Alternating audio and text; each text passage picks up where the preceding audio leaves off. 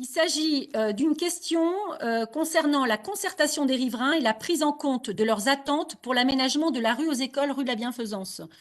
Madame la maire, mes chers collègues, après avoir déploré une première phase de travaux sans concertation préalable, un collectif de riverains de la rue de la Bienfaisance demande à être associé aux prochaines phases de l'aménagement de la rue aux Écoles et à ce que soient prises en compte ces requêtes. Les principales demandes de ce collectif de riverains sont raisonnables et ont été largement approuvées.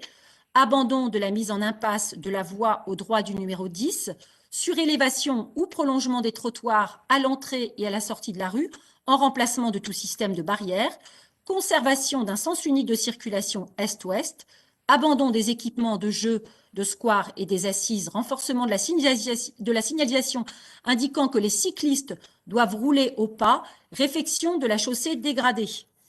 Voilà, alors ma question est la suivante. Quelle suite la mairie du 8e compte-t-elle faire apporter aux demandes des riverains de la rue de la Bienfaisance et quand prévoit-elle de leur présenter la phase 2 des travaux projetés? Je vous remercie. Madame Lecuyer, j'espère que, comme vous n'habitez pas à l'arrondissement, j'espère que vous avez contacté quand même cette association parce que, aux dernières nouvelles, ce n'est pas du tout ce qui nous a été rapporté. Et donc, je vais demander à Grégoire Gauger, qui habite dans le quartier, de bien vouloir vous répondre. S'il vous plaît, Grégoire Gauger.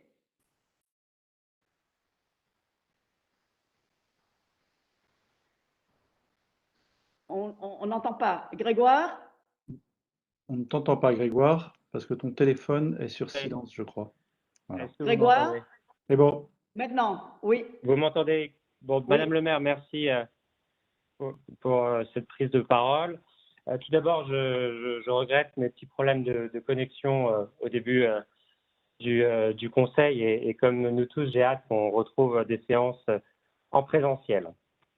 Concernant ce sujet, en effet, la réunion publique de concertation a eu lieu le 1er mars dernier et elle a permis à l'ensemble des riverains qui le souhaitent de la rue de la Bienfaisance de s'exprimer sur le tronçon concerné, parce que rappelons que ce n'est pas toute la rue de la Bienfaisance qui est concernée.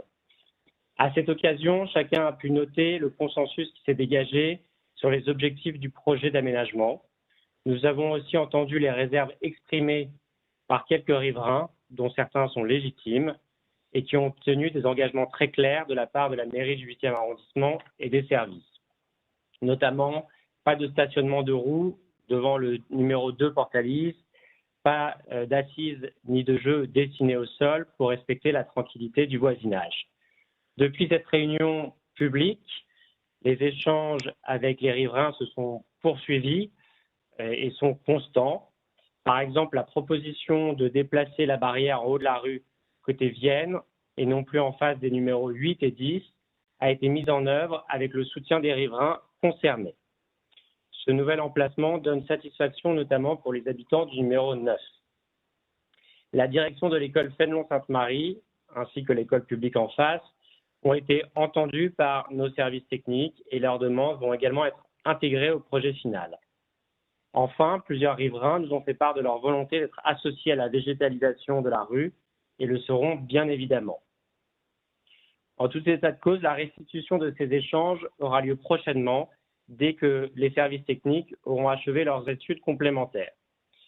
En conclusion, je tiens à rappeler qu'il est d'une importance première pour nous tous de concilier la sécurité et la qualité de vie des riverains avec une approche pragmatique. Et je crois que cette approche pragmatique nous permet justement d'avoir un bon accueil de la majorité des riverains et nous tendons à améliorer dans la mesure du possible ce projet pour donner satisfaction au plus grand nombre. Je vous remercie. Merci pour votre réponse. Merci, Monsieur Gauger. Alors, écoutez, merci pour ces réponses. J'espère que les riverains concernés, moi, je ne dis pas je pense que la vie en ville, c'est un équilibre et il faut essayer de satisfaire le plus grand nombre, que ce soit les associations de parents d'élèves, que ce soit les riverains qui vivent là au quotidien. Voilà, et les usagers de cet endroit. Donc, merci pour ces réponses. J'espère qu'elles satisferont les riverains qui sont donc concernés. Je voulais signaler que je ne vois pas pourquoi vous évoquez ma vie privée, à savoir où j'habite. Je ne suis pas sûre que Monsieur Gauger habite encore à proximité de la rue de la Bienfaisance et à la limite, ça ne m'intéresse pas du moment qu'il travaille de façon efficace pour les habitants. Voilà, merci, je vous remercie beaucoup pour ces réponses. Madame Lecuyer, vous avez l'art et la manière de retourner les choses. Dès votre prise de parole, vous vous attaquez en disant telle association, le nombre d'habitants, ils sont contre et qu'on ne fait rien, qu'on n'est pas à l'écoute, qu'on est des totalitaristes, enfin bon, bref, plein de choses. Ensuite, quand on vous apporte la réponse et la raison pour laquelle je vous dis, est-ce que vous avez réactualisé donc, vos rapports avec cette association des habitants qui sont tous contents? Pourquoi? Parce que nous avons toujours été à l'écoute.